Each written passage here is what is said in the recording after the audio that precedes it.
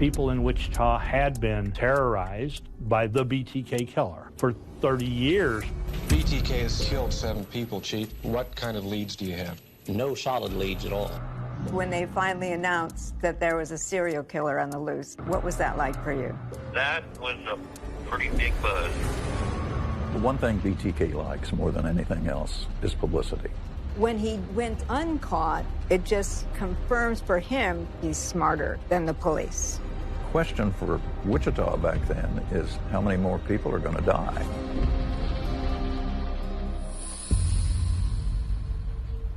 After BTK was apprehended, detectives searched his office and his home and came up with a stash of Polaroids that looked as if there were male victims. And they asked him who his male victims were. And he didn't understand what they meant, and they mentioned these Polaroids. And then he said, "Oh, that's me." I always had the tripod, and so I rigged that up, and lo and behold, I could take pictures of myself. And then what I had was a squeegee ball, and basically you ran the cord over to your hand, and then somewhere I hid the ball when I was in my pictures, and I just squeezed that ball, and the Polaroid would click. He would dress in slips and female underwear that he had stolen. He would wear a mask that had makeup on it, a wig. I used the cross-dressing and tying myself up as a sexual fantasy, like I was the victim. Rader told himself that acting out these fantasies helped him diminish the desire to kill somebody. But on the other hand, he's also completely immersed in what it's like to be a victim, feeling the ropes around him, wanting to do this to somebody. And the more he did that, the kind of ensured that he would act out again. Well, good morning. Hello, Dennis. I'm Dr. Catherine Ramsland, professor of forensic psychology and the author of multiple books about extreme offenders like serial killers. I've been corresponding with Dennis Rader to try to understand what led him to become one of the most notorious serial killers in America. This is the first time that Rader has explored these topics in depth with anyone. People call me a monster. I guess I am sort of a monster. The more information we have about serial killers, the more we understand what makes them tick, the easier it will be to prevent them.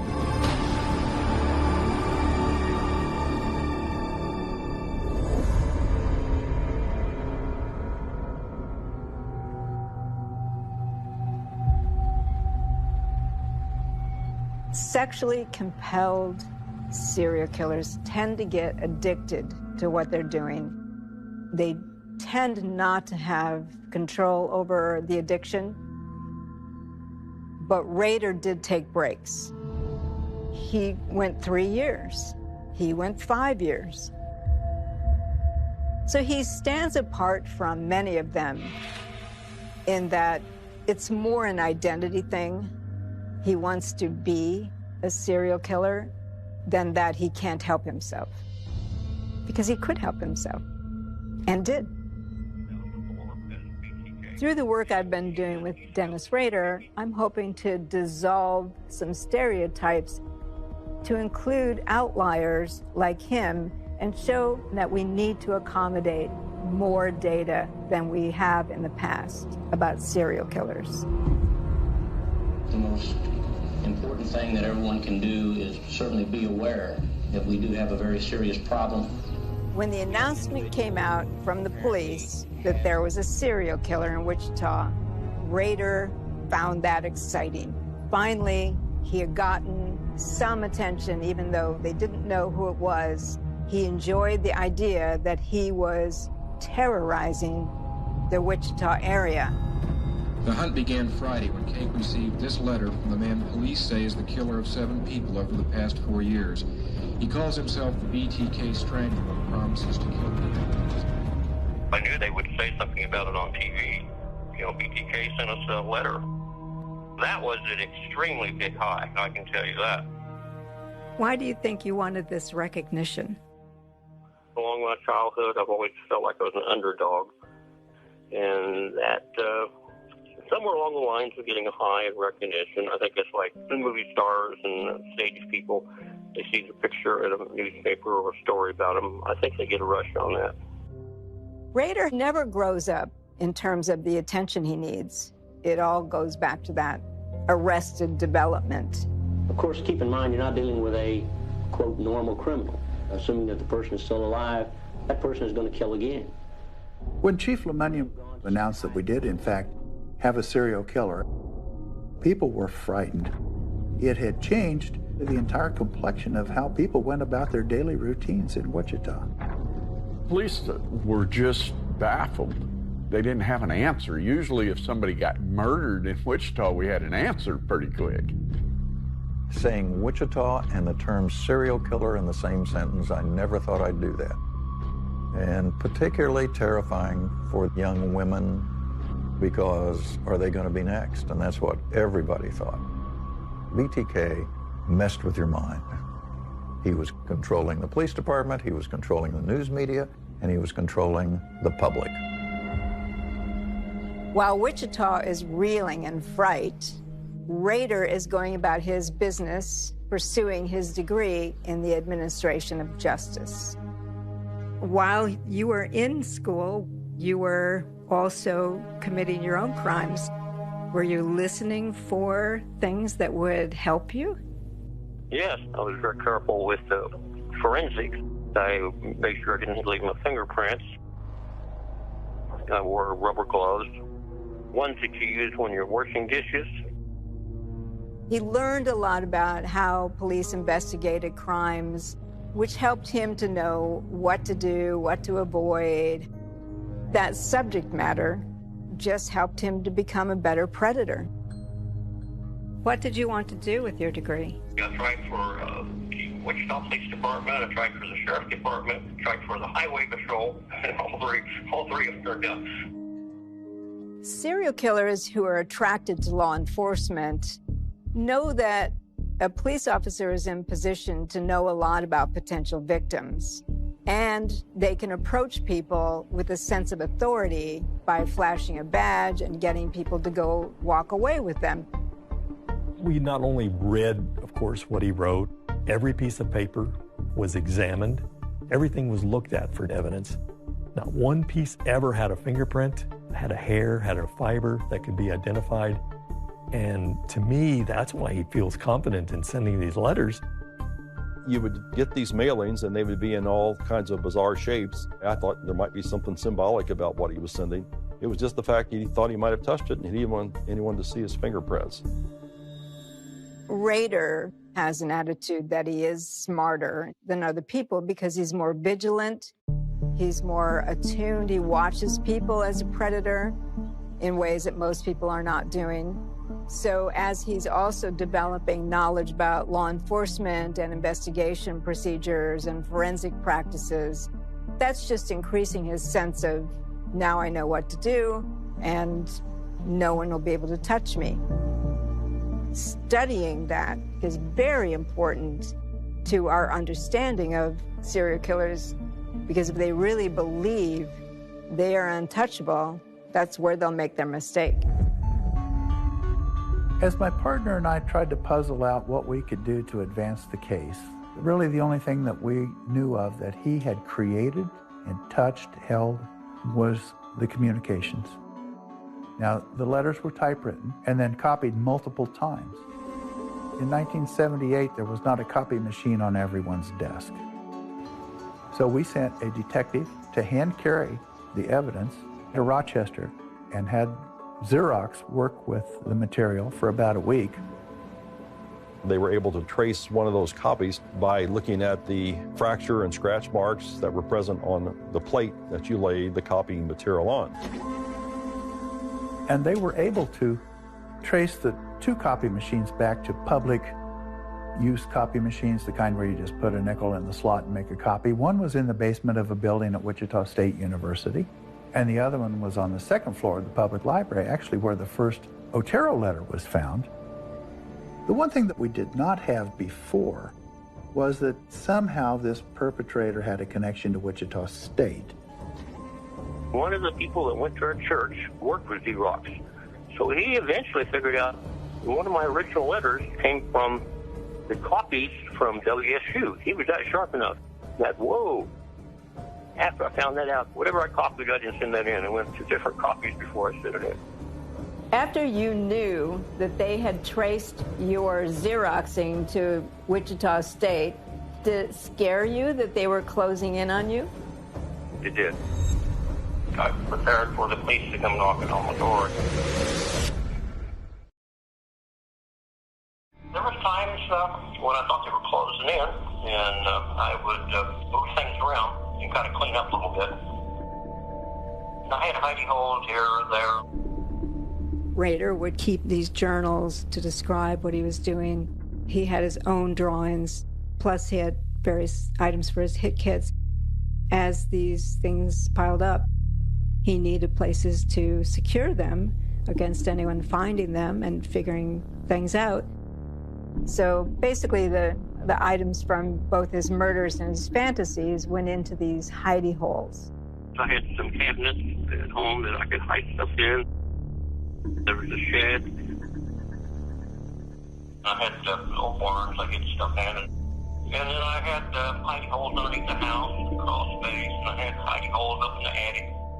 During my work with Dennis Rader, one of the things he made for me was a map of these hidey holes.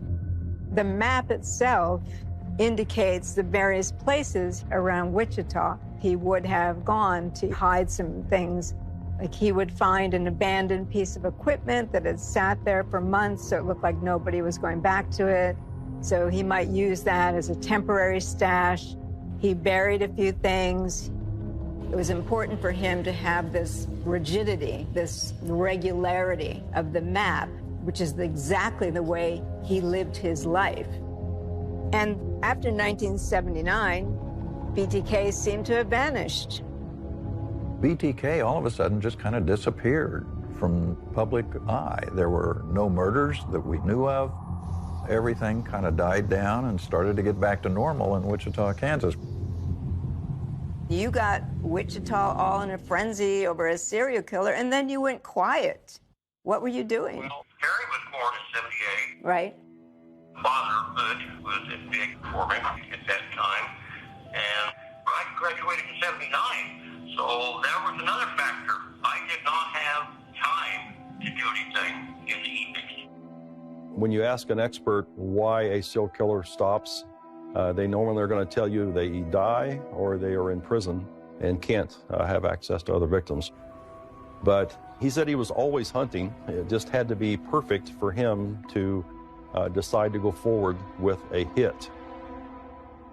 He liked his family life, and he liked the idea that he was BTK and nobody knew. Stalking and that stuff never completely stopped. Basically collecting detective magazines and sketches and slick cards and 3x5, that continued. Dennis, he would get 3x5 index cards, and he would cut out pictures of models out of advertisements, and he would affix it to the card, and then on the back he would give her a name and characteristics, likes and dislikes, and then he would put a card in the seat beside him as he would ride around, and he would, you know, I'm spending the day with Sally or whoever. It was like he had a relationship. He would talk dirty to this 3x5 card, the slick ad. Then before the family would get home, he would go get in the shower with his card and masturbate. That was his preferred means of sexual gratification. He said that's why you don't have more victims dead, because I enjoyed playing with myself as much as I enjoyed playing with others. Dennis Rader had the opportunity to travel the entire state of Kansas. And because he was traveling and living in motels, he said that gave him the opportunity to practice his bondage. The only time I had to do anything would be out of town.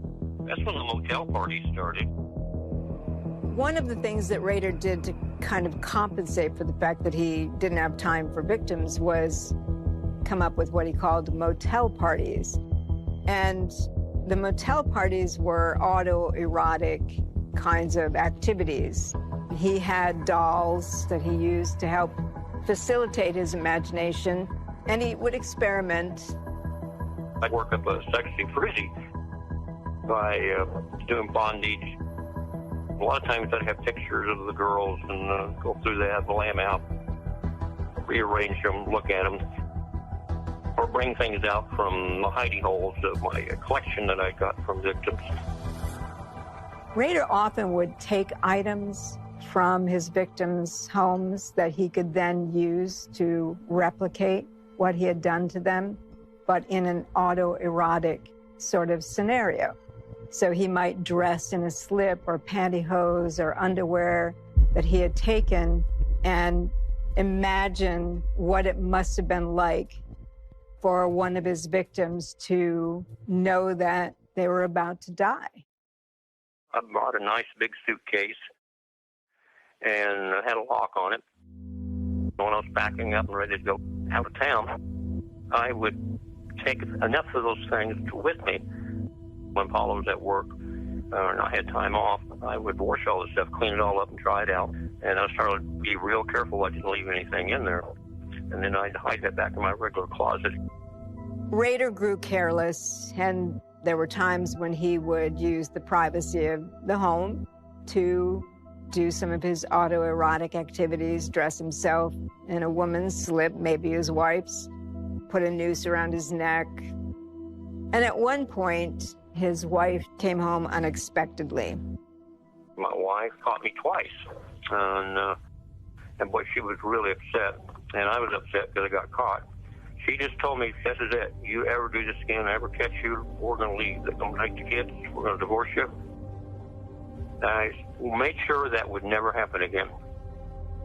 I think the fact that Rader had put his marriage and his family and his whole life on the line when he was indulging in his autoerotic activities speaks to the addiction of it, but also his belief that he was really smarter than people, he was special, and he just wasn't going to get caught. There was a time where you thought about suicide. Yeah, I put a 357 in my mouth. I just felt to a point where maybe it was the man upstairs or something with the family. I thought the time has come. I'm basically stalking somebody else. So I got another person I'm going to set up for. I need to end this because I'm going to take somebody's life again.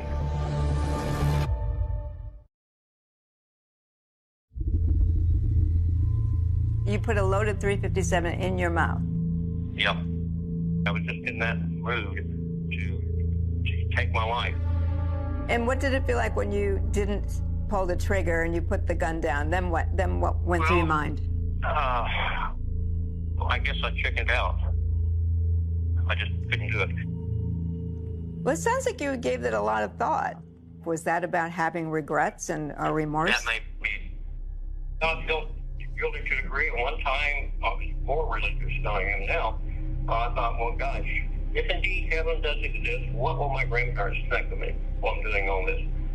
But my concept on religion right now is a lot different than it used to be. Okay. I wouldn't call it remorse so much as just, how did my life get this way? Maybe I should end it before I do anything to anyone else. But I think those moments were pretty temporary.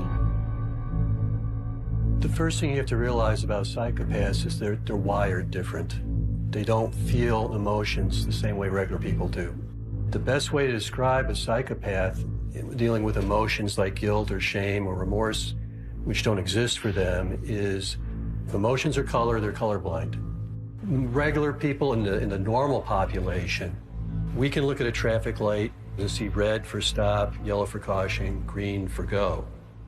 A psychopath, they learn, okay, the light at the top means stop, the light in the middle means caution, the light at the bottom means green, but they don't see the colors. They're just following the norms and customs and laws in society, which, if you're a psychopath, don't apply to them. Dennis had a number of jobs which he was able to travel. He worked in a security company. After he lost that job, he worked for the Census Bureau. That let him go to other states where he had the opportunity and took the opportunity to at least watch for victims, sometimes stalk them, and even plan for doing something to them. In one town, he actually dug a grave for someone that he believed he was going to murder. Is there a possibility that there could be more murders? The one thing that bothered me in reviewing the Otero files was it was difficult for me as a homicide investigator to grasp the idea that a person's first killing would be 4 members of a family. How do you control and commit 4 murders, and very calculated murders? I mean, bringing weapons with you, bringing the instruments of binding, everything, it just didn't seem plausible to me. Because he did take out-of-state trips during a time period when he talked about the urge or factor X being very strong. I think it's possible there might be other victims. So if there are, I want to be the person he tells that to. Remember the dream you sent to me? I want to read that back to you and see if you have anything to say about it. Do you mind? Okay, so the dream was about a boxcar, and here's what you wrote. One end had an old-fashioned barber shop, like my grandpa Cook had. In my dream, I'm working on a letter to you, so it is spread out on the table. I get my call number for a haircut and realize there is too much stuff left out for eyes to see. So I walk back to put it into my black briefcase. Then the alarm clock goes off in my dream, and I'm trying to shut it off, and at the same time, 2 police officers come in. One taps me on the shoulder and says, "We know you did more than 10. Then I awake to find out the real alarm clock is buzzing away. I've always really wondered about that dream and what it meant, and it sounded like you meant some very dark things. It does. The dream suggests he's about to tell me something that the police already suspect, because there are 2 officers who come in, and it has to do with his darkest secrets that he might have been about to tell me and then decided not to. Saved by the bell, because the actual alarm was actually ringing and woke him up. This is a dream you had, and you wrote it to me. What do you think it means? Yeah. Could he be holding something back? Yeah. Serial killers often do, because one of the things they're motivated by is power and control. And if he has a little secret, a little dirty secret, that could be just a piece of power and control that he maintains, and he's got to have something. You're clearly protecting secrets in this dream, and it is related to your BTK activities. I'm really curious about what else there is that you would want to tell me. Well,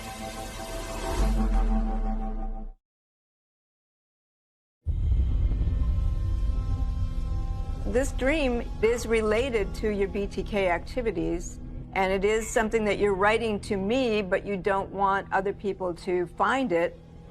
I kind of recall a little bit about the writing that, but I sure don't recall all the detail. But basically, as I told the police, Ken is it. Okay, well, let's continue this, thinking about this conversation. And if you do have things that you could write down, that would be great. Okay, all right. I will do that for you. Okay. His explanation for it is pretty superficial and deflective. And I think maybe he regrets sending it to me. Whenever Rader would decide somebody was going to be a victim, they immediately were dehumanized entirely. They became pawns in his game. They were projects. He doesn't think of victims as human beings. He doesn't think about the repercussions on their family members. Even today, it's still so difficult to get him to admit that they were human beings, and he caused a great deal of catastrophic trauma in the lives of all the people who knew and loved them. And that was certainly the case with Maureen Hedge.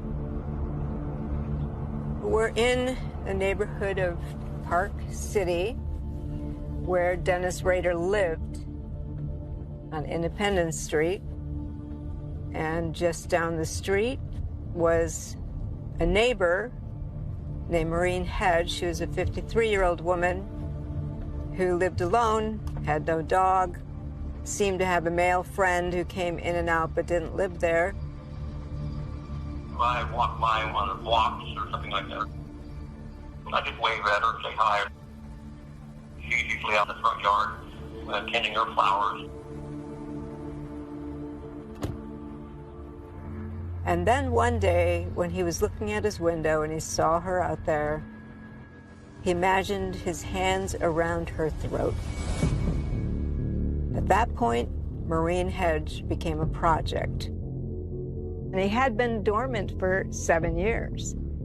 He hadn't done anything, and suddenly he decides not only does he need to kill her, but he's going to kill a neighbor.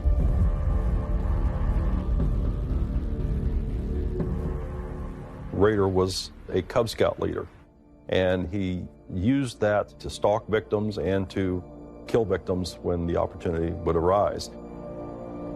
He planned a night out with his Cub Scouts. Once he got them bedded down, he would drive to Park City. He gets to Maureen Hedge's house, cuts the phone wire. Her car's in the driveway, but the house is dark.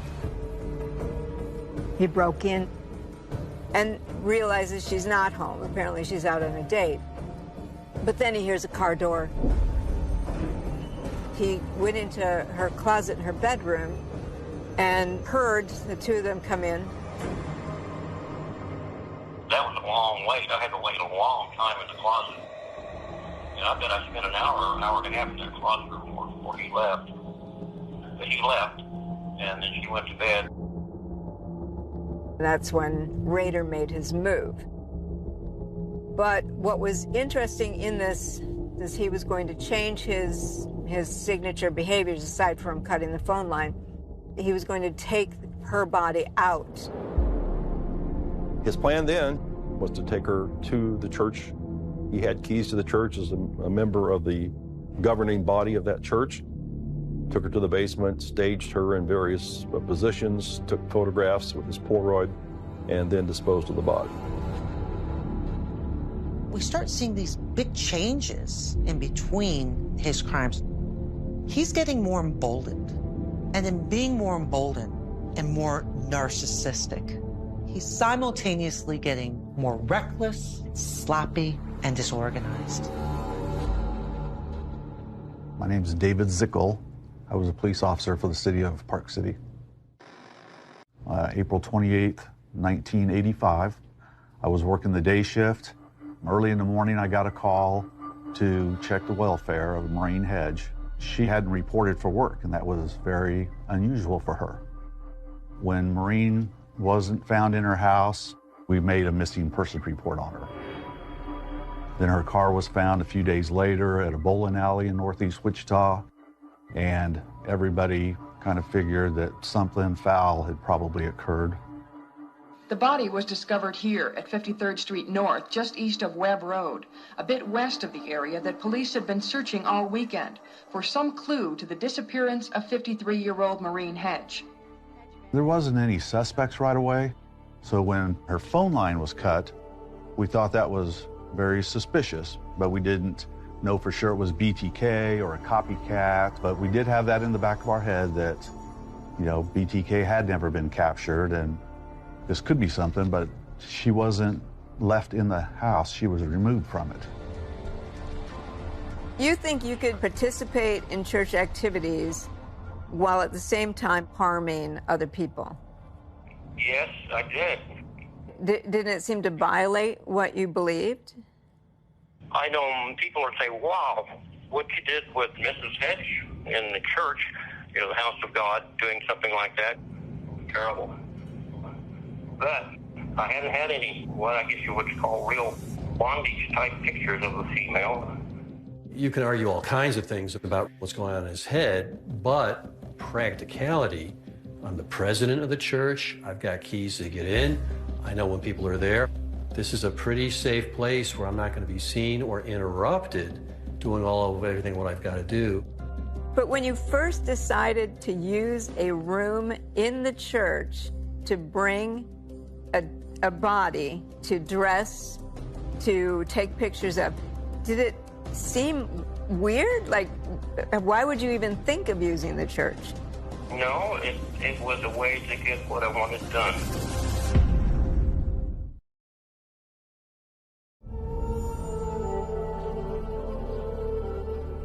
After Maureen Hedges' murder, BTK did not surface and claim responsibility for that.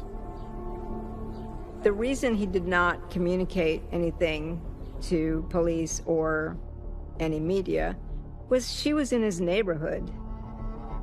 So the last thing he wanted to do was have police focused on his very street. But time passed, and again, no one suspected the killer was living among them. So Rader began planning his next murder. Rader would drive through scouting or trolling for potential victims. And that's how he picked Vicki Wegerle. One day as he was driving by, he saw her come out of the house and she drew his interest. That place was not what I call my typical casing. Those opportunities that I had to really look for my next victim was around lunchtime, and I would drive over there and eat, and then I'd watch her place from my car.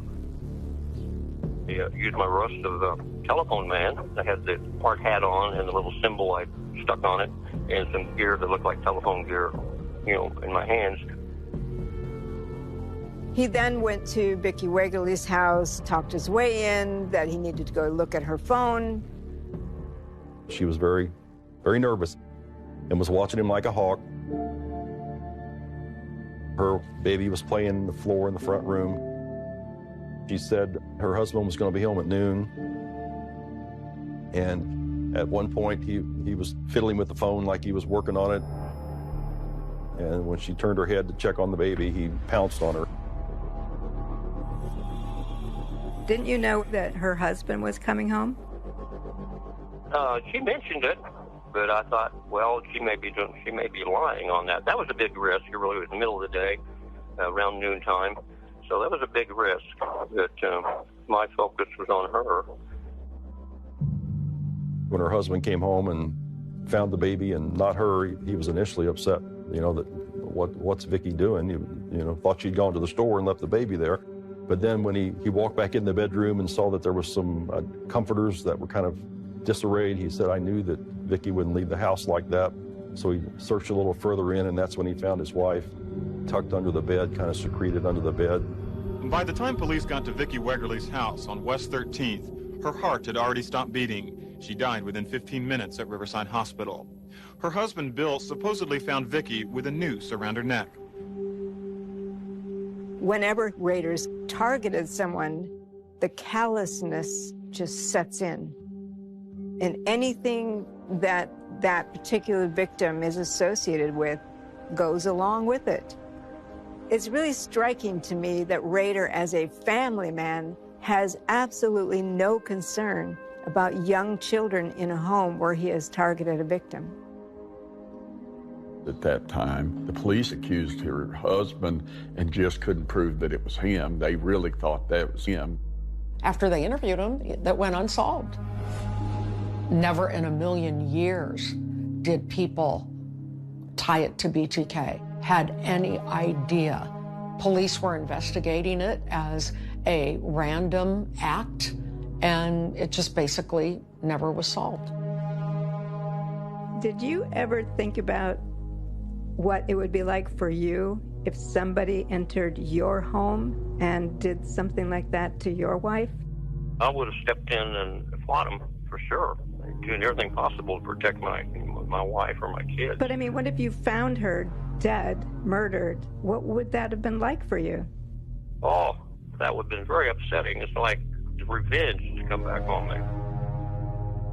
When I asked him what would happen if he came home and found someone had murdered his wife, there's no sense of outrage or horror that somebody could have done this to his family. It's more resignation. Ah, well, karma. Instead of empathizing with his loved one's suffering, he's only able to see how their possible demise would affect him. Rader was in his mid-40s. By this time, he had accomplished 9 murders without anyone suspecting him at all. So I was building, I guess, toward what I call the perfect murder.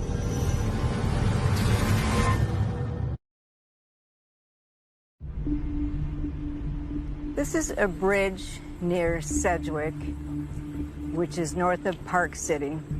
And underneath here is where the 10th victim of Dennis Rader was found in 1991.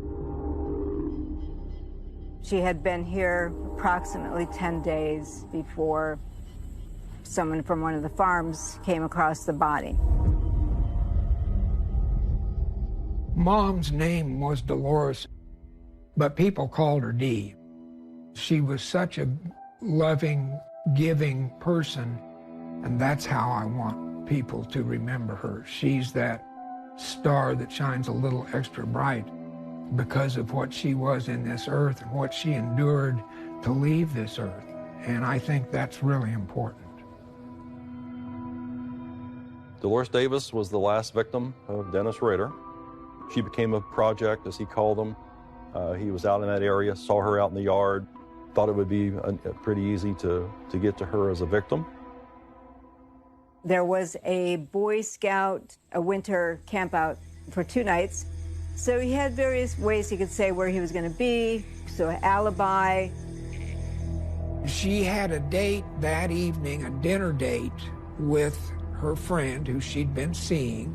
They went back to her place early evening. He went home. As far as I know, she went to bed under normal circumstances at about 10 o'clock. And somewhere before midnight, he made his move. He just took a cinder block and threw it through the patio glass. She thought the car had run into her house because I broke the back door. And I thought to myself, what if she stepped out of that door with a shotgun? He said, I'm on the run from the cops. I just need your car and some money. I'm going to tie you up to give me a head start so, I get away from here before you call any authorities. And so he took her to the bedroom, tied her up. He leaned over and whispered in her ear, I'm BTK, I'm a bad dude. A lot of people think it's the inflicting the pain they enjoy, but that's just a tool. The worry, the fear, the suffering, that's what he really enjoyed. I'm sure then she knew she was doomed. I shudder to think about it. Killed her with her own pantyhose in her own bedroom. So just the terror is palpable. He took her body to a location, country road, under a bridge. And there he posed her in different positions, took some pictures. After Rader hid Dolores Davis's body,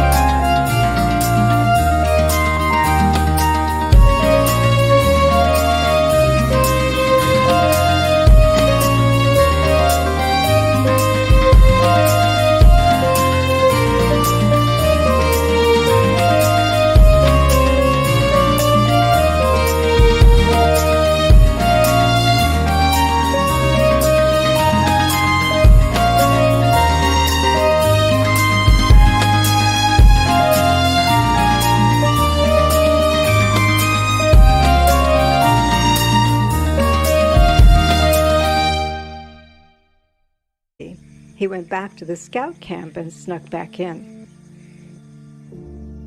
A missing persons report had been filed for Dolores Davis by her boyfriend the morning after she disappeared. When police saw her broken window and that a jewelry box was missing, they put out an all-points bulletin searching for a perpetrator. Rader sneaks out of the Boy Scout camp again the next night to go back to the body. It's still bound with the pantyhose and whatnot, but nobody has discovered it yet. On the way back to camp this time, Rader goes to a rest area to change his clothes back into his Boy Scout leader clothes. And when he's in the stall, a trooper comes in. Trooper says, "A crime has happened. We're looking for people who just look out of place." Rader was worried because at this point he had the jewelry box in the car, and he knew if they asked to look in the trunk of the car, they would see those items that were clearly not his and would have then been related back to Dolores Davis.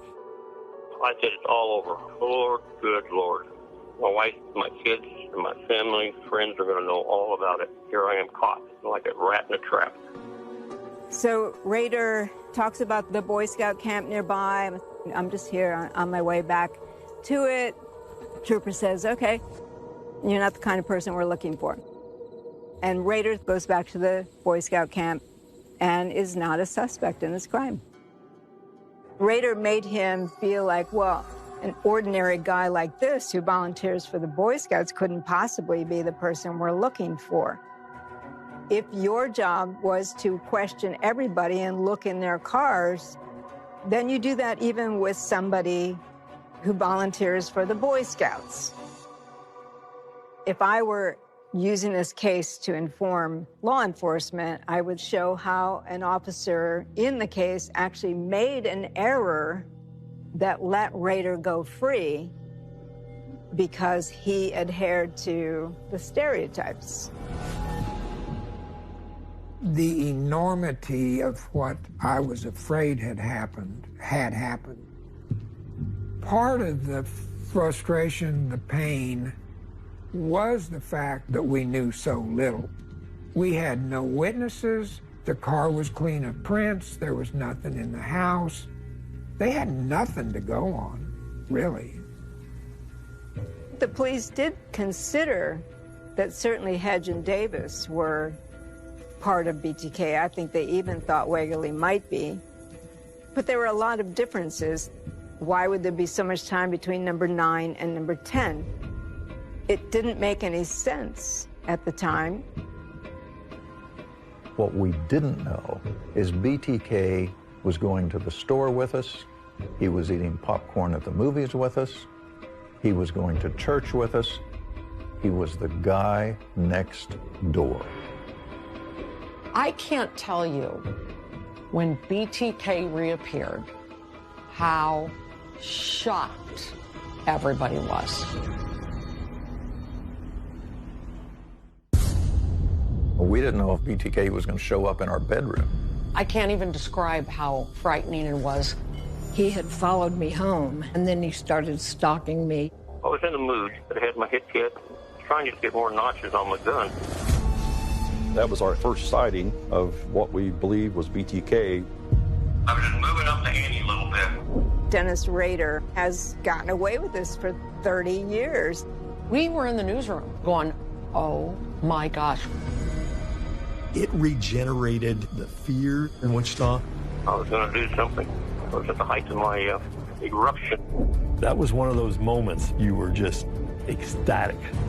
My name is Cheryl Sarkozy. I'm a survivor of BTK.